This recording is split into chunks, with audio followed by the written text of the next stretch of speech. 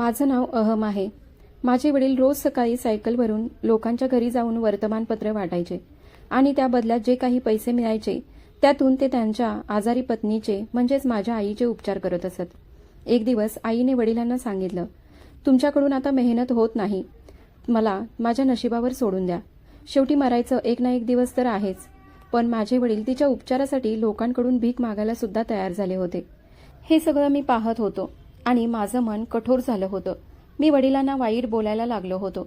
एक दिवस मी खूपच वैतागलो आणि माझ्या आई वडिलांना वृद्धाश्रमात सोडून आलो. आणि तेव्हाच अचानक माझ्या मोबाईलवर एक फोन आला. माझ्या मित्राने विचारलं, अहम, तू तुझ्या वडिलांना भेटलास का? त्यांना सांग की मला त्यांच्या फॅक्टरीत नोकरी द्यावी. त्याचं बोलणं ऐकून मी चकित झालो. मी म्हणालो, तू वेड्यासारखं काय बोलतो आहेस? माझ्या वडिलांची फॅक्टरी कशी असू शकते? तो हसून म्हणाला, भाऊ, तू कुठल्या दुनियेत राहतोस? तुला माहीत नाही का, तुझे वडील आता शहरात प्रसिद्ध झाले आहेत. विश्वास बसत नसेल तर स्वतः भेट आणि बघ. काही दिवसांनी मी स्वतः माझ्या वडिलांना एका मोठ्या गाडीत बसलेलं पाहिलं. ते दृश्य पाहून माझ्या डोळ्यासमोर अंधारच पसरला. माझा विश्वासच बसत नव्हता. हे माझे तेच वडील का? मी तर त्यांना वृद्धाश्रमात सोडून आलो होतो. आणि जेव्हा वृद्धाश्रमात त्यांना भेटायला गेलो तेव्हा तिथलं दृश्य पाहून माझ्या पायाखालची जमीनच सरकली. सकाळची वेळ होती. थंड वारा वाहत होता. जरी उन्हाळा होता तरी काल रात्री पावसामुळे वातावरण स्वच्छ आणि आल्हाददायक झालं होतं. फारसा उकाडा जाणवत नव्हता.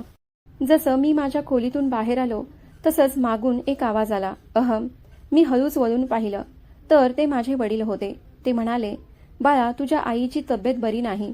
तिला डॉक्टरकडे घेऊन चल. मी माझ्या घड्याळाकडे पाहिलं आणि म्हणालो, बाबा, मला उशीर होतोय. तुम्हीच का नाही घेऊन जात? वडील म्हणाले, बाळा, मला सकाळी सकाळी पेपर टाकायला जायचं असतं आणि दुपारी मला वर्तमानपत्राच्या फॅक्टरीतही जायचं असतं. तू आईसाठी थोडा वेळ काढू शकतोस का? तू तर नेहमी कामातून सुट्ट्या घेतोस, नाही का? मी चिडून म्हणालो, बाबा, तुम्हाला काय म्हणायचं आहे? मी कामावरून सुट्ट्या घेतो? तुम्ही कधी पाहिलंय मला सुट्टी घेताना? मला वेळच नाही आणि मी सुट्टी घेत नाही. वडील थोड्या शांततेने म्हणाले, बाळा, माझ्या बोलण्याचा विपर्यास करू नकोस. माझा हेतू इतकाच होता की तुझ्या आईची तब्येत बरी नाही आणि तिला डॉक्टरकडे घेऊन जायचं आहे. आणि जर तू तिला घेऊन जाऊ शकत नाहीस तर निदान औषध तरी घेऊन ये. तुझ्या आईचं औषध संपलं आहे आणि तुला माहीत आहे की तिला हृदयाचा आजार आहे. एक वेळचं औषध चुकलं तरी तिची तब्येत खालावते. मी तडतडत म्हणालो, ठीक आहे, द्या चिठ्ठी. वडिलांनी माझ्या हातात औषधांची चिठ्ठी ठेवली. मी म्हणालो, बाबा, तुम्हाला माहीत आहे ना की माझा पगार किती कमी आहे? आईच्या औषधांवर आठवड्याला 4,000 आणि महिन्याला 16,000 रुपये जातात. इतका पगार मी कमवतच नाही जितका आईच्या औषधांवर खर्च होतो. मी माझ्या घराचा खर्च चालवू शकत नाही तर आईची औषधं कुठून आणू? मी तर अगदी वैतागलो आहे या रोजच्या गोंधळाने. एक वेळ होती जेव्हा तुम्हीही काम करत होतात, पण आता तर तुम्ही सगळी कामं सोडून दिलीत. वडील म्हणाले, बाळा, मी अजूनही काम करतो, पण वर्तमानपत्र विकून फारसं काही उरत नाही. मी चिडून म्हणालो, तुमचं नेहमीचं उत्तर तेच असतं की पेपर विकून काही उरत नाही. तुम्ही मला सांगा, मी एकट्याने किती ठिकाणी धक्के खाऊ आणि किती जबाबदाऱ्या पेलू? हे ऐकून वडिलांनी माझ्या हातातून औषधाची चिठ्ठी घेतली. त्याला नीट दुमडलं आणि त्यांच्या पॅन्टच्या खिशात ठेवलं. मग एक दीर्घ श्वास घेतला आणि स्टोअर रूममधून त्यांची जुनी सायकल बाहेर काढली आणि बसून स्वतःच ती दुरुस्त करू लागले. दोन्ही चाकांची हवा कमी होती म्हणून ती सायकल ते ढकलत बाहेर घेऊन गेले. टायरमध्ये हवा भरली आणि मग वर्तमानपत्र खरेदी करून विकायला निघाले. मी शांतपणे माझ्या कामाला निघून गेलो. वडिलांनी हे वर्तमानपत्र विकण्याचं काम काही दिवसांपूर्वीच पुन्हा सुरू केलं होतं. सुरुवातीला त्यांचा व्यवसाय ठीकठाक चालला होता, कारण त्यावेळी प्रत्येकाला पेपर वाचायची सवय होती आणि बातम्यांसाठी एकमेव पर्याय पेपरच होता. पण आजच्या सोशल मीडियाच्या जमान्यात पेपर वाचणं जवळपास बंदच झालं आहे. वडिलांनी काही काळ काम सोडून दिलं होतं, पण जेव्हा घरच्या गरजा अडचणी खूपच वाढल्या तेव्हा त्यांनी पुन्हा एकदा पेपर विकण्याचं काम सुरू केलं. मात्र यावेळी त्यांचा व्यवसाय काही फारसा चालला नाही. कधी ते पेपर द्यायला जायचे, कधी नाही. आजकाल लोक मोबाईलवरच बातम्या बघतात. फार थोडे लोक असतात जे अजूनही पेपर वाचतात. अशा काही निवडक लोकांमुळे वडिलांना थोडेफार पैसे मिळायचे. कधी विक्री शून्य असायची तर कधी थोडेफार पैसे घरी घेऊन यायचे, जे फारच तुटपुंजे असायचे. आजच्या काळात सोशल मीडियाचं वर्चस्व प्रचंड वाढलं आहे आणि वर्तमानपत्र कुठे हरवून गेले. त्या दिवशी वडील वर्तमानपत्र विकण्यासाठी इथे तिथे फिरत होते. वडिलांना सुमारे 300 रुपयांची मजुरी झाली होती. त्यांनी ती औषधाची चिठ्ठी घेऊन जवळच्याच मेडिकल स्टोअरला गेले. मेडिकलवाल्याने एक नजर चिठ्ठीवर टाकली आणि दुसरी नजर माझ्या वडिलांकडे. तो म्हणाला, काका, ही औषधं फार महागडी आहेत. यामध्ये तर फक्त एकच गोळी येईल, जी फक्त एकदाच खाल्ली जाईल. वडील म्हणाले, ठीक आहे, मग ती एक गोळी द्या. माझ्या पत्नीची तब्येत ठीक नाही. ते बोलताच त्यांच्या चेहऱ्यावर घाम येत होता, कारण उन्हाळा खूपच भरात होता आणि आता ते म्हातारे झाले होते. त्यांनी स्वतःच्या हातांनी त्यांची जुनी सायकल कशीबशी दुरुस्त केली होती आणि पण ती सायकल फार काळ टिकणारी नव्हती. त्यांच्या पायांमध्ये सतत दुखत होतं, कारण ते पायी फिरून लोकांच्या घरी जाऊन त्यांना वर्तमानपत्र देत असत. सतत चालण्याने त्यांना खूप त्रास सहन करावा लागत होता. त्यांचं शरीर थकलं होतं आणि वर्तमानपत्रही फारसं विकलं जात नव्हतं. म्हणून त्यांनी एकदा वर्तमानपत्र विकणंच सोडलं आणि थकणंही. पण जेव्हा मी औषधं आणायला नकार दिला, तेव्हा त्यांनी पुन्हा एकदा त्यांच्या सायकलला जीव दिला, ती दुरुस्त केली आणि कामाला निघाले. तो काळ त्यांच्यासाठी असा होता की जेव्हा त्यांना आपल्या मुलाकडून खूप आशा होत्या, पण त्यांची प्रत्येक आशा त्यांचाच मुलगा एक एक करून मोडत होता. वडील जेव्हा औषध घेऊन घरी पोहोचले, तेव्हा ते पूर्णपणे दमलेले होते. येताच त्यांनी आईला औषधं दिली. माझ्या आईची तब्येत औषध न घेतल्यामुळे बिघडत चालली होती. तिने थोड्या आश्चर्याने विचारलं, हे औषध तुम्ही कुठून आणलं? आपल्या मुलाने तर स्पष्ट सांगितलं होतं ना की नाही म्हणून. वडील हळू आवाजात म्हणाले. काम पुन्हा सुरू केलं. थोडे पैसे मिळाले. वाटलं की वर्तमानपत्र विकून थोडंफार काही मिळतं, तर नुसतं घरी बसण्यापेक्षा तेच बरं. त्यामुळे तुझ्या औषधाचा थोडाफार भार तरी उचलता येईल. आज काही वर्तमानपत्र विकली, त्यातून 300 रुपये मिळाले, म्हणून तुझ्यासाठी औषध आणलं. माहीत आहे, पूर्ण औषधं नाही, पण तुझं औषध खूप महाग आहे आणि माझ्याकडे फक्त एवढेच पैसे होते. इतकं बोलून वडिलांनी माझ्या लहान मुलाला, म्हणजेच त्यांच्या नातवाला हाक मारली. बाळा, मला थोडं पाणी देशील का? माझा लहान मुलगा मुकुल त्याच्या आजोबांना वॉटर कूलरमधून पाणी काढून देऊ लागला आणि माझ्या वडिलांनी त्याच्या डोक्यावरून हात फिरवत त्याला आशीर्वाद दिला. मी त्यावेळेस माझ्या कामात इतकं गर्क होतो की मला माहीतच नव्हतं की माझ्या वडिलांनी किती मेहनतीनं आणि कष्टानं आईच्या औषधांची व्यवस्था केली होती. माझा मुलगा जेव्हा आजोबांचे आशीर्वाद घेत होता, तेव्हा दरवाजातून उभं राहून सगळं काही माझी पत्नी पाहत होती. तिच्या कपाळावर आट्या आणि चेहऱ्यावर राग होता. ती तोंडात पुटपुटत म्हणत होती, औषधं घ्यायची होती ना, म्हणून तर जुनी सायकल दुरुस्त करून पेपर विकायला निघाले. मुलाला काही जाणीव नाही का? त्याला माहीत आहे का तो किती मेहनतीने पैसे कमवतो? त्यालाही बायको आहे, मुलं आहेत, त्यालाही संसार चालवायचा आहे. पण नाही, या लोकांना फक्त स्वतःचीच काळजी. माझा नवरा एकटाच उन्हातानात जाऊन कमावतो, तेव्हाच घर चालतं. यांच्यात काही माणुसकीच उरलेली नाही. ती पुढे आली आणि मुकुलला म्हणाली, तुला अभ्यास करायचा आहे, जा आत तुझ्या खोलीत. आणि खबरदार, जो पुन्हा या खोलीत आलास तर. तुला सांगितलंय ना की आजी आजारी असतात, त्यांच्या खोलीत जास्त वेळ जाऊ नकोस. जर तुलाही काही त्रास झाला तर तुझ्या वडिलांचा भार अजून वाढेल. आधीच ते किती लोकांचा उपचार करतायत. जा तुझ्या खोलीत पंखा चालू कर आणि बस. या दोघांची सेवा करण्याची काहीच गरज नाही. ही सगळी वाक्य तिने माझ्या आई वडिलांकडे पाहत म्हणाली होती. आई बाबांनी शांतपणे सगळं ऐकून घेतलं. मुकुल फक्त आपल्या आईकडे बघत राहिला आणि मग हळूहळू आपल्या खोलीत निघून गेला. माझे 2च मुलगे आहेत, एक 10 वर्षांचा शरद आणि दुसरा 8 वर्षांचा मुकुल. मी एका सामान्य कंपनीत नोकरी करतो. माझा पगार ठीकठाक आहे. पण माझ्या पत्नीला हे अजिबात आवडत नाही की मी माझ्या आई वडिलांवर पैसा खर्च करावा. माझं लग्न प्रेमविवाह नव्हता, तर माझ्या आईने स्वतः तिच्या एकुलता एका मुलासाठी नीलमला पसंत केलं होतं. मी माझ्या आई वडिलांवर खूप प्रेम करत होतो. त्यांनी माझं खूप चांगलं पालनपोषण केलं, इंटरपर्यंत शिक्षण दिलं. माझ्या वडिलांनी त्यांच्या कष्टाच्या पैशातून माझ्यासाठी खूप काही केलं होतं. माझं लग्नही त्यांनी मोठ्या थाटामाटात केलं होतं. पण लग्नानंतर जेव्हा नीलम घरी आली, तेव्हा तिने मला हळूहळू माझ्या आई वडिलांपासून दूर करत सुरुवात केली. ती नेहमीच त्यांच्याविषयी वाईट बोलायची, कधीच त्यांच्या चांगल्या गोष्टीचं कौतुक केलं नाही. ती सतत हेच सांगायची की तू एकटा आहेस आणि तुझे आई वडील तुझी काहीच काळजी घेत नाहीत. सारा घर खर्च तुझ्यावरच टाकून दिलाय. सुरुवातीला मला वाटायचं की ती चुकीचं बोलते, पण जेव्हा ती सतत हेच बोलू लागली, तेव्हा ते माझ्या मनात रुजू लागलं आणि मला वाटू लागलं की कदाचित ती खरंच बरोबर बोलते. जर माझं लग्न झालं आहे, मी कमावू लागलो आहे, तर वडिलांनी सगळा भार माझ्यावरच का टाकावा? ते स्वतःही काही ना काही करू शकतात. जसं त्यांनी आयुष्यभर माझी काळजी घेतली, तशीच पुढेही थोडीफार का नाही घेत? आता का माझ्या पैशांकडे पाहत राहतात? सध्या आयुष्य कसं तरी चाललं होतं. माझी पत्नी नीलम माझ्या आईवडिलांचं कोणतंच काम करायला तयार नव्हती. ती जेव्हा त्यांच्यासाठी जेवण करत असे, तेव्हाही तिच्या तोंडात सतत बडबड चालू असे. तिला सासू सासऱ्यांची सेवा करणं, त्यांचं काम करणं, इथपर्यंत की त्यांच्या घरात राहणं देखील आवडत नव्हतं. मला ही गोष्ट खूप चांगल्या प्रकारे माहीत होती.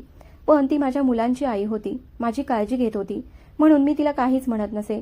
ती जेव्हा कधी माझ्या आईवडिलांचं एखादं काम करायची तेव्हा हमखास म्हणायची, मी इतकी दमते, मला तुझे आईवडील सांभाळले जात नाहीत. तुझी आई घरात काही का नाही करत. पण माझी आई तर आजारी होती, ती घरातलं काम कसं करणार. जेव्हा आईची तब्येत बरी होती तेव्हा ती सगळं घरचं काम एकटीच करत असे. पण त्यावेळीही नीलमला त्याविषयी तक्रारच होती. माझ्या आईवडिलांनी सुरुवातीपासूनच नीलमच्या प्रत्येक गोष्टी सहन केल्या होत्या, पण आता तर आईची तब्येत आणखीनच बिघडायला लागली होती. डॉक्टरांनी तिला उठणं बसणं, जास्त हालचाल करणं टाळायला सांगितलं होतं. पण तरीही ती काही ना काही बसून करत असे, जसं की भाज्या चिरणं, पीठ मळणं, कधी थोडंफार शिवणकाम करणं. नीलमला तर फक्त स्वयंपाक करायचा असायचा, पण तरीही मी ऑफिसवरून घरी आलो की ती लगेच तक्रारींचा पाडा वाचायला लागायची. तुझ्या घरात काम दिवसेंदिवस वाढतंय, तुझी आई काहीच करत नाही, वडीलही काही करत नाहीत, सगळं एकटीला करावं लागतं. तुझ्या आईने तर डॉक्टरांनी सांगितल्यावर जणू शपथच घेतलीये की काहीच करायचं नाही, आणि आता सगळं माझ्यावरच आलंय. मी म्हणायचो, आता मी यात काय करणार. एकतर मी आधीच ऑफिसमधून दमून येतो, मला घरात शांतता हवी असते, थोडं पाणी हवं असतं, डोक्याच्या दुखण्यावर चहा हवा असतो. पण इथे तर रोज तुझ्या तोंडून नवीन तक्रारी ऐकायला लागतात. माझ्याकडे हे सगळं ऐकून घेण्याचा वेळ नाही. तुला जे योग्य वाटतं ते कर. काम करावंसं वाटत असेल तर कर, नसेल वाटत तर करू नकोस. पण रोज रोज माझं डोकं नको खाऊस. मी नीलमकडून कसं तरी आपली सुटका करून घेत होतो. तिने मला एक गोष्ट मनावर पटवून दिली होती की मी माझ्या आईसाठी औषध आणू नयेत. आणि तसंच झालं. जसं मी वडिलांना सांगितलं की मी आईची औषधं आणू शकत नाही, त्यांनी पुन्हा कधीही माझ्यासमोर आईच्या औषधांविषयी काही सांगितलं नाही, ना कधी तिला डॉक्टरांकडे नेण्याची मागणी केली. त्यांनी स्वतःच कष्ट करून काम करायला सुरुवात केली. ते पुन्हा वर्तमानपत्र विकायला लागले होते. त्यांच्या किंवा आईच्या कोणत्याही अडचणी ते आता कधीच बोलत नसत. नशिबाने थोडी साथ दिली तर 3-4 लोकांनी त्यांच्याकडून पुन्हा पेपर घेण्यास सुरुवात केली. हे सगळे जुने लोक होते, त्यांना अजूनही पेपर वाचण्याची सवय होती, आणि जे अजूनही बातम्या वर्तमानपत्रातूनच वाचायचे. हे पाहून बाबा खूप आनंदी झाले होते. ते रोज सकाळी उपाशी पोटी वर्तमानपत्र विकायला बाहेर पडायचे. 5-6 घरात ते पेपर विकायचे आणि फिरत चालत लोकांना विनंती करून पेपर विकायचे. माझ्या पत्नीची तब्येत ठीक नाही, औषधं आणायचं आहे, देवासाठी एक तरी पेपर घ्या, असं ते लोकांना सांगायचे. काही लोक त्यांच्या परिस्थितीवर दया दाखवून पेपर विकत घ्यायचे. त्याच पैशातून ते रोज आईसाठी औषध आणायचे. एक दिवस ते घरी परतले तेव्हा नीलमचा चेहरा उतरला होता. तिचं तर आधीपासूनच माझ्या आईवडिलांशी पटत नव्हतं, पण जेव्हा ती बाबांना काम करताना पाहायची तेव्हा तिचा मूड अजूनच बिघडायचा. तिला नेहमी वाटायचं की माझ्या आईवडिलांनी त्यांचा खर्च स्वतःच्या पैशातूनच चालवावा, तिच्या नवऱ्याच्या कमाईकडून नाही. नीलम म्हणाली, बाबा घरात राशन संपलं आहे, राशन आलं तरच जेवण बनेल. बाबा म्हणाले, बाळा तू हे आधी सांगितलं असतंस तर मी घेऊन आलो असतो. त्या क्षणी नीलमचा पारा चढला. ती चिडून म्हणाली, तुम्हाला काय वाटतंय, माझा नवरा काय चालती फिरती मशीन आहे का, सगळं काही तेच करत राहतील. ते आताच तुमच्या पत्नीसाठी औषध घेऊन आलेत, 200 रुपये शिल्लक होते, आमचाही स्वतःचा काही खर्च असतो ना. जा तुमच्या खोलीत जाऊन बसा आणि तुमच्या मुलाच्या कमाईची फळं खा, कारण तुमच्या मुलाला आई वडिलांविषयी फारच सहानुभूती आहे.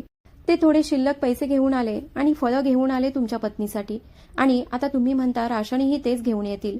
सगळी काही माझ्या नवऱ्याचीच जबाबदारी आहे का. तुम्ही एवढी मेहनत करतायच ना, मग घराची जबाबदारीही घ्या.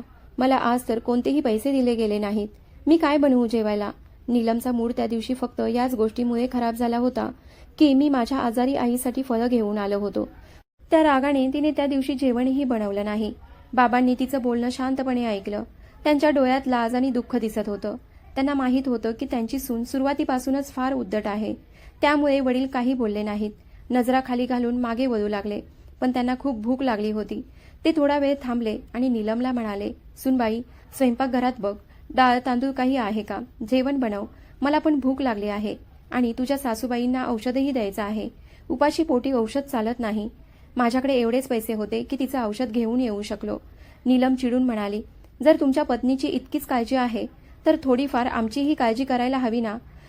कायम फक्त त्यांच्या औषधासाठीच कमवता का. कधी कधी घरातली एखादी वस्तूही घेऊन या, नातवंडांसाठी काहीतरी आणा. मी तरी तुमची सख्खी मुलगी नाही, सून आहे, माझं सोडा, पण ती नातवंड तरी तुमची सख्खी आहेत ना. हे ऐकताच दारात उभ्या असलेल्या माझ्या आईने माझ्या हातून आणलेली फळं तात्काळ नीलमला दिली आणि म्हणाली, नीलम राग मानू नकोस, हे घे फळं, मुलांना खायला दे. नीलमने लगेच ती फळांची पिशवी हातात घेतली आणि तिथून निघून गेली. पण जेव्हा बाबा खोलीत आले तेव्हा टेबलवर एक सफरचंद ठेवलेलं होतं आईने ते कापून त्यांच्या पुढ्यात ठेवलं आणि म्हणाली, तुम्हीही काहीतरी खा. मी तुमच्यासाठी वाचवून ठेवलं होतं. मला माहीत आहे तुम्ही खूप दमलेले आहात. तुम्हाला भूक लागली आहे. तुम्ही खूप मेहनत करता. बाबा म्हणाले, नाही, तूच खा. डॉक्टरांनी तुला फळं खायला सांगितले आहेत. मला या गोष्टींची गरज नाही. त्याच संध्याकाळी मी घरी आलो आणि पाहिलं तर घरात काहीही शिजलं नव्हतं. मग मी माझ्या पत्नीला आणि मुलांना तयार होण्यास सांगितलं आणि म्हणालो, चला, तुम्हाला तुमच्या आजीकडे सोडतो. इथे तर जोवर मी पैसे देत नाही तोवर काही बनतच नाही. मी पत्नी आणि मुलांसह सासरी निघून गेलो. त्यावेळी माझे आई वडील घरी उपाशी बसले होते. बाबा स्वतः स्वयंपाकघरात गेले आणि इकडे तिकडे बघायला लागले. तेव्हा लक्षात आलं की सगळं सामान घरी आहे. डाळ होती, तांदूळ होते, पीठही होतं. पण नीलमने मुद्दाम काही बनवलं नव्हतं. त्यांनी पटकन आईला विचारून डाळ शिजवायला ठेवली. त्यांना फार भूक लागली होती आणि दुसरीकडे आईच्या औषधाची वेळही होत होती. एका बाजूला डाळ ठेवल्यावर ते स्वतःच पीठ मळू लागले आणि कशाबशा चपात्या बनवल्या. डॉक्टरांनी आईला बाहेरचं खाणं टाळायला सांगितलं होतं, म्हणून त्यांनी घरातच स्वयंपाक केला. पप्पांनी स्वतःच्या हातांनी जेव्हा आईला घास भरवला तेवढ्यातच बाहेरचं दार उघडलं. मी, माझी पत्नी आणि मुले घरात आलो. जेव्हा मी वडिलांना आईला डाळ भाकरी भरवताना पाहिलं तेव्हा मी डोक्यावर हात फिरवत शांतपणे माझ्या खोलीत गेलो. जेव्हा आम्ही सगळे खोलीत होतो तेव्हा नीलम रागाने तोंड वाकडं करत म्हणाली, पाहिलत का तुमच्या वडिलांची कारस्थानं? किती प्रेम आहे ना त्यांच्या बायकोवर. स्वतः स्वयंपाक केला आणि स्वतःच्या हाताने भरवत आहेत. आणि एक तुम्ही आहात ज्यांना माझ्यावर काहीच प्रेम नाही. फक्त तुमचे आई वडीलच दिसतात तुम्हाला. मी झणझणीत स्वरात म्हणालो, हे काय बोलत आहेस तू? मी तर आईच्या औषधांपर्यंत आणणं बंद केलंय आणि अजूनही मी तुझ्या माहेरचा बहाणा करत तुम्हाला हॉटेलमध्ये जेवण घालून आणतोय. काय झालं जर वडिलांनी आईसाठी जेवण केलं तर? नीलम म्हणाली, तुम्ही कधी माझ्यासाठी काही केलं आहे का? एक कप चहाही कधी बनवला आहे का माझ्यासाठी? सगळा दिवस मीच या घरात एखाद्या मोलकरणीसारखी धावपळ करत असते. एकटीने सगळ्यांची काळजी घेत असते. तुमच्या आई वडिलांकडून काहीतरी शिका. मी डोळे वटारून म्हणालो, ठीक आहे, मी हे सगळं शिकून घेतो. पण मग माझ्या जागी कमवायला तू जाणार आहेस का? माझं डोकं खाऊ नकोस. असं म्हणत मी उशी ठीक करून झोपून गेलो. माझ्या या बोलण्याचं नीलमला फार वाईट वाटलं. ती तिथेच बसून रडायला लागली. तिच्या मनात आलं, माझ्या नवऱ्याला माझी काही जाणीवच नाही ना, माझं काही महत्त्व आहे. नीलम म्हणाली, माझ्या भावाने मला थोडे पैसे पाठवले आहेत. यावर्षी खूप गरमी आहे. स्वयंपाकघरात उभं राहून जेवण बनवताना चक्कर येते. आत गेलं तरी पंख्याची हवा लागत नाही. मी विचार करते की भावाने जे पैसे दिले आहेत त्यातून एखादा एसी विकत घ्यावा.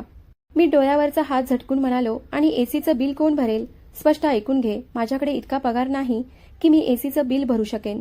तुला माहीत आहे ना की एसीचं बिल खूप येतं. ती म्हणाली, तर मग बिल तुमच्या वडिलांवर टाका ना. ते जर तुमच्या आईसाठी औषधं आणू शकतात तर बिलही देऊ शकतात. डॉक्टरांनी तुमच्या आईलाही सांगितलं आहे की थंड जागेत राहावं. अंगणात संध्याकाळी थोडं हवामान बरं होतं, पण दिवसभर त्या घामाने चिंब होतात. आपल्या खोलीत एसी लावल्यावर तुमची आई सुद्धा एका कोपऱ्यात बिछाना टाकून झोपू शकतील. ही गोष्ट मला फारच पटली. दुसऱ्या दिवशी मी वडिलांशी बोललो. मी म्हणालो, बाबा, नीलमच्या भावाने तिला काही पैसे पाठवले आहेत. खूप गरमी आहे. तिचं म्हणणं आहे की त्या पैशातून आपण घरात एसी लावू आणि आई सुद्धा आमच्या खोलीत झोपू शकेल. डॉक्टरांनी तिलाही गरमीपासून सावध राहायला सांगितलं आहे. हे ऐकून बाबा आनंदी झाले. म्हणाले, असं आहे तर लाव एसी. मी पुढे म्हणालो, पण गोष्ट अशी आहे की तुम्हाला माहीत आहे माझा पगार फारसा नाही. मी कसाबसा घर खर्च चालवतो. एसीचं बिल मात्र मी भरू शकणार नाही. हो, जर तुम्ही पेपर विकून एवढे पैसे जमत असतील की बिल भरता येईल तर मी एसी लावतो. शेवटी त्याचा फायदा आईलाच होणार आहे. हे ऐकून बाबा माझ्याकडे शांतपणे पाहायला लागले, जसं त्यांना माझ्याकडून अशा बोलण्याची अपेक्षाच नव्हती. ते काही क्षण स्तब्ध होऊन माझा चेहरा निरखून पाहू लागले. त्यांना हे खूप चांगलं माहिती होतं की माझा पगार अगदीच बरा होता, कारण दर रविवारी मी माझ्या बायको आणि मुलांना फिरायला घेऊन जायचो. केवळ आई वडिलांना वगळून. आम्ही जेवण सुद्धा बाहेरच करायचो. बाबांनी कधीही याबद्दल काहीही म्हटलं नाही आणि मलाही कधीच असं वाटलं नाही की मी माझ्या आई वडिलांसाठी काही घेऊन जावं किंवा त्यांनाही आपल्या सहलीत सामील करावं.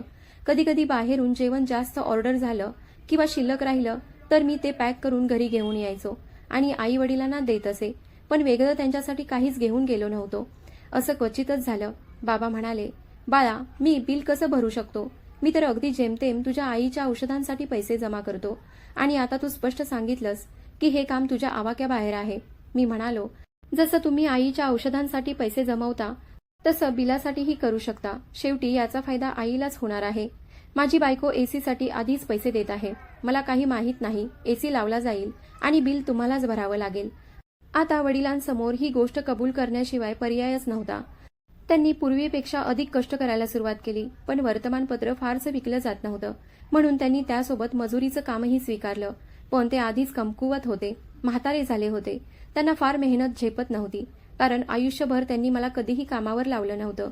स्वतः कष्ट करून वर्तमानपत्र विकून त्यांनी मला चांगल्या शाळेत शिकवलं होतं आणि मी आज एक चांगली नोकरी करत होतो. मी जर ठरवलं असतं तर आईच्या औषधांचा खर्च सहज उचलू शकलो असतो, पण नीलमच्या दबावामुळे मी आधीच नकार दिला होता. कारण नीलम मला सतत हे जाणवून देत असे की तुझे वडील अजूनही तुझ्या आईची किती काळजी घेतात आणि एक तू आहेस ज्याला माझी थोडीही पर्वा नाही. बाबांनी जेव्हा मेहनत करूनही काही जमत नाही हे पाहिलं, तेव्हा त्यांनी भीक मागणं सुरू केलं. ते प्रत्येकाला म्हणायचे, माझ्याकडे माझ्या पत्नीच्या औषधांसाठी पैसे नाहीत, देवासाठी काही मदत करा. काही लोक त्यांच्या परिस्थितीवर दया दाखवून मदत करायचे. त्याच पैशातून ते आईसाठी औषधही आणायचे आणि एसीचं बिलही भरायचे. एक दिवस मी माझ्या मित्रासोबत एका रेस्टॉरंटमध्ये पार्टी करत होतो आणि त्याच रेस्टॉरंटच्या बाहेर मी पाहिलं की बाबा भीक मागत आहेत. माझ्या मित्रांनाही हे सगळं दिसलं, कारण त्यांना माझे बाबा चांगलेच ओळखत होते. एक जण म्हणाला, हे तुझे वडील आहेत ना, हे काय करत आहेत? दुसरा म्हणाला, अरे हे तर भीक मागत आहेत. तिसरा म्हणाला, किती लाजिरवाणी गोष्ट आहे अहम, तू चांगल्या नोकरीवर आहेस, चांगल्या पदावर काम करतोस आणि तुझे वडील इथे रस्त्यावर भीक मागत आहेत. माझ्यासमोर जणू जमीन फाटली होती. मला फार अपमानित वाटलं. माझ्या मनात रागाने संताप उसळला. बाबा जणू मुद्दामच माझा अपमान करत होते, जेणेकरून मीच आईच्या औषधांचा खर्च आणि एसीचं बिल भरायला लागेल. माझ्या पगारात सगळं काही आरामात चालू शकत होतं. आईची औषधं, घरखर्च, बिल, पण मी पत्नीच्या दबावात होतो. जर मी काही केलं असतं तर ती रोज नवीन भांडणं उभं करायची, तासनतास तक्रारी करायची. त्या दिवशी माझ्यासाठी तमाशाच उभा राहिला होता. घरी आल्यावर मी बाबांना म्हणालो, तुम्ही मुद्दामच त्या रेस्टॉरंटच्या बाहेर भीक मागत होता ना, जिथे मी माझ्या मित्रांसोबत बसलो होतो. माझ्या मित्रांनी तुम्हाला पाहून माझी थट्टा केली. जर पुन्हा तसं काही केलं तर काय हाल करीन तुमचं आणि आईचं हे तुम्हालाही माहीत नाही. मी संतापाने पूर्णपणे भरून गेलो होतो आणि वरून माझी पत्नी मला अजून भरवत होती. तुझ्या वडिलांनी तुझी प्रतिष्ठा जमीनदोस्त केली आहे. तू तर आता कोणाला तोंडही दाखवण्याच्या लायकीचा राहिला नाहीस. त्या दिवशी माझी आई सारखी रडत होती. ती हात जोडून बाबांना म्हणाली, तुम्ही माझ्यासाठी हे सगळं करायचं थांबवा. एक ना एक दिवस मला मरायचंच आहे. औषध नाही मिळाली तर थोडं लवकर मरेन, पण मी हे पाहू शकत नाही की तुम्ही माझ्यासाठी एवढी हाल अपेक्षा सहन करता. माझं आयुष्य आता फार उरलं नाही. डॉक्टरांनीही हात टेकले आहेत. तुम्ही माझ्यासाठी इतकी मेहनत का करता आणि लोकांकडून मदत का मागता, जेव्हा हे सगळं माझ्या मुलाच्या इज्जतीवर डाग आणू शकतं? बाबांच्या डोळ्यात पाणी आलं. ते म्हणाले, आपल्या मुलाने ठरवलं असतं तर तो सगळा घर खर्च सांभाळू शकला असता, पण तो काही करणार नाही, कारण तो आपल्या बायकोचा गुलाम बनलाय. ती जसं सांगते तसंच तो करतो. तिला फक्त स्वतःची फिकर आहे, आई वडिलांची काहीही पर्वा नाही. जर मी तुझी काळजी घेतली नाही तर दुसरं कोण घेईल? मी कष्ट करेन, कमवेन आणि काही जमलं नाही तर लोकांकडून मदत मागेन, कारण आपल्या मुलाची बायको हे सगळं सहन करू शकत नाही की मी तुझ्या औषधांसाठी काही करतो. एका आठवड्यानंतर बाबा एका माणसाकडे आर्थिक मदत मागत होते, कारण आईला डॉक्टरकडे नेणं गरजेचं होतं.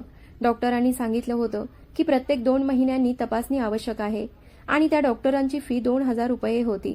मला माहीत होतं की बाबांची इतकी ऐपत नव्हती, पण तरीही ते आईला सर्वोत्तम डॉक्टरांकडे दाखवायचे, कारण त्यांना फक्त एकच गोष्ट हवी होती, आई लवकर बरी व्हावी. पण 2000 रुपये फी, त्यावर औषधं, रिपोर्ट्स, सगळं मिळून खूप मोठा खर्च व्हायचा. एवढे पैसे पप्पा कमवूही शकत नव्हते. ज्या घरात ते वर्तमानपत्र टाकायचे त्याच माणसाला त्यांनी आपली अडचण सांगितली. माझ्या पत्नीला डॉक्टरांकडे घेऊन जायचं आहे, कृपया थोडी मदत करा. त्या माणसाने सांगितलं, हे ऑफिस माझ्या मुलाचं आहे, हे कार्ड घेऊन जा आणि त्याच्याकडे मदतीची विनंती करा, तो तुला नक्कीच पैसे देईल. सध्या माझ्याकडे काहीच नाही. बाबा आनंदाने सायकलवर बसून त्या ऑफिसकडे निघाले, पण त्यांना माहीत नव्हतं की त्या ऑफिसमध्ये मीच काम करत होतो.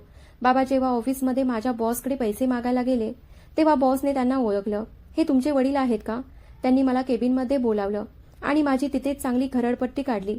तुझा पगार चांगलाच आहे, मग तू तुझ्या आईच्या उपचारांसाठी पैसे देऊ शकत नाहीस का? तुझे वडील इथे भीक मागत आले आहेत. मी त्यांच्या पत्नीचा खर्च उचलावा म्हणून.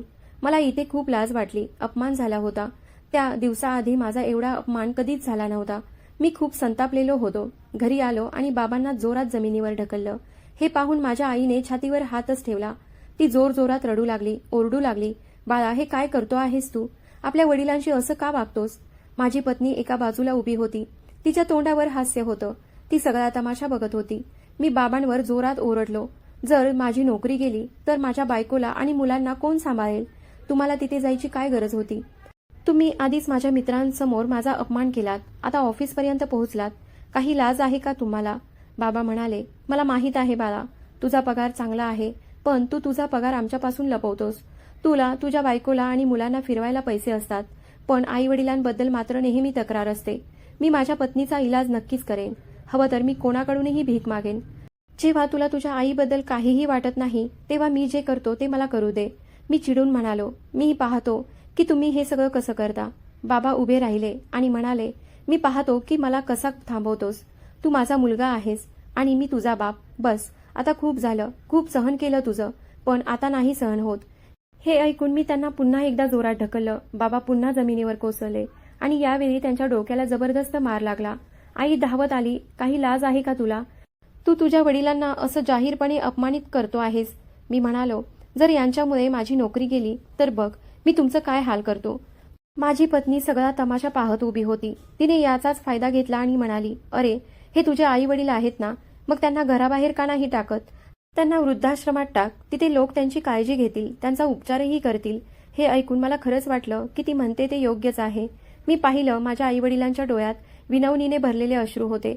असं वाटत होतं जणू त्या डोळ्यांनी मला सांगितलं, बाळा आमच्यावर असा अन्याय करू नकोस. पण मी आता काहीही गप्प बसून सहन करायला तयार नव्हतो. माझा खूप अपमान झाला होता. माझ्या पत्नीचा सल्ला मला योग्य वाटला. मी ताबडतोब फोन करून टॅक्सी बोलवली आणि माझ्या आई वडिलांना त्यात बसवलं. त्यांचं सामानही टॅक्सीत ठेवून दिलं. शक्यतो त्यांच्या दोघांमध्ये काहीतरी संवाद झाला, कारण ते मला काहीही न बोलता शांतपणे आपलं सामान उचललं आणि टॅक्सीत जाऊन बसले. मी टॅक्सीवाल्याला वृद्धाश्रमाचा पत्ता दिला. मी त्याला भाडंही दिलं. त्या टॅक्सीवाल्यानं माझ्या आईवडिलांना वृद्धाश्रमात सोडलं.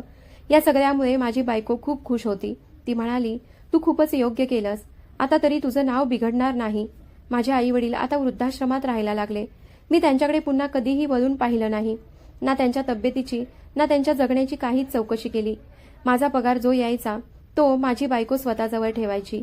ती मुलांसाठी महागडे कपडे शिवायची, स्वतःसाठी सुंदर वस्तू घ्यायची. एक दिवस ती तिच्या नातेवाईकांच्या घरी गेली होती. तिथे एका बाईने घरात मोठ्यांचे, आईवडिलांचे महत्त्व समजावून सांगितलं. जेव्हा घरात वडीलधारी माणसं असतात तेव्हा त्यांचे आशीर्वाद सगळ्या घरावर असतात. पण त्या चांगल्या गोष्टींचा नीलमवर काहीही परिणाम झाला नाही. उलट घरी येऊन म्हणाली, सगळ्या गोष्टी फालतू आहेत. तू तुझ्या आईवडिलांसोबत जे केलंस ते बरोबरच केलंस. ते याच लायक होते. तुझे वडील तर तुला बदनाम करत होते. तुझ्या बॉसकडून पैसे मागून तुझी नोकरी घालवायची होती त्यांना.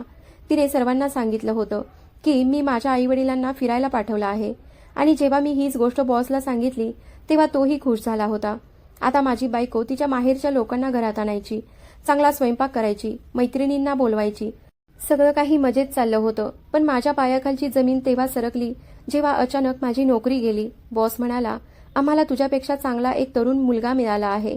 गेल्या 3 महिन्यात त्याच्यामुळे जेवढा फायदा झाला तो गेल्या 3 वर्षात झाला नव्हता. मी हादरून गेलो. आता काय करायचं? सगळी बचत संपली होती. फक्त इंटरपर्यंत शिक्षण घेतलं होतं आणि ही नोकरी माझ्यासाठी एक भाग्यच होती. माझं शिक्षण जास्त नव्हतं, पण मी हुशार होतो. पण आता माझं डोकं चालायचं बंद पडलं होतं. नीलम ही चिंतेत पडली. तिने तिच्या भावाकडून पैसे मागितले, पण त्याने साफ नकार दिला. आत्ताच तर दिले होते, आता पुन्हा कसे देऊ? माझं स्वतःचं कुटुंब नाही का? मी खूप प्रयत्न केले, पण कुठेही नोकरी मिळाली नाही. अगदी किरकोळ नोकरीही नाही. घरातली परिस्थिती इतकी वाईट झाली की आता नीलमला आपले दागिनेही विकावे लागले. ती खूप रडायची, कारण हे दागिने तिने माझ्या पगारातून पैसे वाचवून घेतले होते. तेच पैसे जे आधी माझ्या आईच्या औषधासाठी वापरले जायचे. आता तेच दागिने विकून ती घर खर्च चालवत होती. सगळं विकून संपलं. अगदी एसी देखील विकलं गेलं. मी एवढ्या वाईट अवस्थेत पोहोचलो की मला कधी जाणवलंही नाही की हे सगळं मी माझ्या आईवडिलांवर केलेल्या अन्यायामुळे घडत आहे. मी त्यांना घरातून हकलावून दिलं होतं. एक दिवस मी एका मित्राला विचारलं, माझ्यासाठी कुठेतरी नोकरी बघ. त्याने 2 दिवसांनी फोन केला आणि म्हणाला, अरे तू इतका का त्रास घेतो आहेस? तुझ्या वडिलांकडे का जात नाहीस? ते तर आता एका मोठ्या फॅक्टरीचे मालक झाले आहेत. हे ऐकून मला वाटलं तो माझी चेष्टा करत आहे. मी त्याच्या बोलण्यावर विश्वास ठेवला नाही. घरात खाण्यासाठी सुद्धा काही उरलं नव्हतं. नीलम म्हणाली, माझ्या आईचा फोन आला होता. ती म्हणते की काही दिवसांसाठी पैसे उधार देते, पण परत कर, कारण आधीच ती तिच्या भावाकडून वाचवून बरेच पैसे पाठवत होती. आज घरात काहीही खाणं शिल्लक नव्हतं. जा तुझ्या आईकडून पैसे घेऊन ये, नाहीतर आज आपण उपाशीच झोपू. तिचं माहेर आमच्या घरापासून खूप दूर होतं. मला जायचं होतं, पण माझ्याकडे भाड्याचेही पैसे नव्हते. पण मग माझं लक्ष बाबांच्या जुन्या तुटक्या सायकलवर गेलं, जिच्यावरून ते वर्तमानपत्र विकायचे. मी ती सायकल बाहेर काढली आणि त्यावर बसून निघालो. तेव्हाच माझी नजर निळ्या रंगाच्या एका मोठ्या गाडीवर गेली. बाबा त्या गाडीत बसले होते. त्यांनी महागडा सूट घातला होता आणि त्यांना पाहून कुठूनही असं वाटत नव्हतं की हे माझे वडील आहेत. चेहरा तोच होता, पण रूप वेगळं झालं होतं. मी त्यांना हाक मारली, पण काहीच उपयोग झाला नाही. त्यांनी माझं काहीच ऐकलं नाही. गाडी खूप लांब निघून गेली. मी सायकल घेऊन त्यांच्या पाठीमागे लागलो. जेव्हा गाडी एका मोठ्या बंगल्यासमोर थांबली, तेव्हा माझ्या पायाखालची जमीन सरकली. मी सायकल तिथेच थांबवली आणि पाहत राहिलो. बाबा गाडीतून उतरले. हा माझा भास नव्हता, ते खरंच माझे बाबा होते. ते त्या मोठ्या बंगल्यात शिरले. मी बंगल्यात जाण्याचा प्रयत्न केला, पण गेटवर उभ्या असलेल्या सिक्युरिटी गार्डने मला थांबवलं. तो म्हणाला, साहेब आत गेले आहेत. ते फार थकले आहेत, कोणालाही भेटत नाहीत. मी परत निघालो, पण माझं मन काही शांत नव्हतं. मी सायकल वळवली आणि वृद्धाश्रमाकडे गेलो. तिथे जाऊन दरवाजा वाजवला. माझ्या आईवडिलांविषयी काही माहिती मिळेल का ते बघण्यासाठी. तिथे गेल्यावर कळलं की माझे आईवडील तिथून 4 महिन्यांपूर्वीच निघून गेले होते. कर्मचाऱ्यांनी सांगितलं की काही लोकांची टीम त्यांना शोधत इथेपर्यंत आली होती. मी परत दुसऱ्या दिवशी बंगल्यात गेलो. मी गेटवर जाऊन सिक्युरिटी गार्डला म्हणालो, त्यांना सांगा की त्यांचा मुलगा अहम आलाय. गार्डने मला विचित्र नजरेने पाहिलं. मग आत जाऊन माहिती दिली. बाबांनी मला आत बोलावलं. मी आत गेलो आणि डोळे दिपले. हे खरंच बाबांचं घर होतं. आई समोर सोफ्यावर बसली होती, स्वस्थ, आनंदी. तिच्या शेजारीच बाबा कॉफी घेत बसले होते. घरात नोकर फिरत होते. मला पाहून बाबा म्हणाले, बस. मी समोरच्या सोफ्यावर बसलो. आईने मला प्रेम भरल्या नजरेने पाहिलं. तिच्या चेहऱ्यावर राग नव्हता, फक्त प्रेम होतं. मी म्हणालो, बाबा मला माफ करा. माझी परिस्थिती फारच वाईट झाली आहे. बाबा म्हणाले, म्हणजे आता वाईट दिवस आले म्हणून तुला आईवडिलांची आठवण आली. आधी तर आईची औषधं महागडी म्हणून नकार दिलास. बाबा म्हणाले, वरच्या देवाने आमचं ऐकलं. आमची जी पडीक शेतजमीन होती ती आता कोट्यावधींमध्ये विकली गेली. आम्ही पैसे मिळवले. अर्धे पैसे लावून तेलाची फॅक्टरी उघडली आणि अर्ध्यात हे घर घेतलं. आता आमचं स्वतःचं घर आहे. आम्हाला तुझ्या घराची गरज नाही आणि तुझ्या आईचा इलाजही उत्तम डॉक्टरांकडून करून घेत आहे. मला तुझी गरज नाही. फक्त तुझ्या आईसाठी मी सगळं केलं. पण मला कळलं आहे की तू खूप वाईट परिस्थितीत आहेस. एक बाप म्हणून मी तुझ्या घरात राशन पाठवीन, कारण तू माझा मुलगा आहेस. पण तू विसरलास की आम्ही तुझे आई वडील आहोत. आई वडील मुलांना जन्म देतात, मोठं करतात आणि जेव्हा मुलं चुकतात तेव्हा त्यांना माफ करतात. पण मुलं मोठी झाली की आई वडिलांचं प्रत्येक बरोबर असलेलंही त्यांना चुकीचं वाटतं. मी पटकन बाबांच्या पायावर पडून रडायला लागलो. बाबा मला माफ करा. मी खूपच पश्चातापात आहे. बाबा म्हणाले, माहिती आहे बाळा, वरच्या देवाने तुला तुझ्या चुका दाखवल्या, पण आता माफ कर. मी केवळ इथेच राहून तुझी मदत करू शकतो. ना मी तुझ्या घरी येईन, ना तुला इथे येऊ देईन, कारण मुलाचं खरं रूप म्हातारपणातच समजतं. बाबांनी माझ्यावर खूप उपकार केले. मला त्यांच्या फॅक्टरीत नोकरी दिली, माझ्या घरी राशन पाठवलं, माझ्या मुलांच्या शाळेची फी भरली आणि काही खर्चासाठी पैसेही दिले. पण त्यांनी मला पुन्हा त्यांचा मुलगा मानलं नाही. आज मी माझ्या चुका मान्य करतोय. आई वडिलांच्या प्रेमासाठी तडफतोय. पण ज्या जखमा मी त्यांच्या मनावर उमटवल्या कधीही भरून येणाऱ्या नाहीत. मित्रांनो, ही कथा तुम्हाला आवडली असेल अशी आशा करते. कथा आवडली असेल तर कृपया व्हिडिओला लाईक करा. चॅनलवर नवीन असाल तर सबस्क्राईब करा आणि पुढच्या अपडेटसाठी नोटिफिकेशन बेल दाबा, कारण पुढची कथा सर्वात आधी तुमच्यापर्यंत पोहोचेल. धन्यवाद.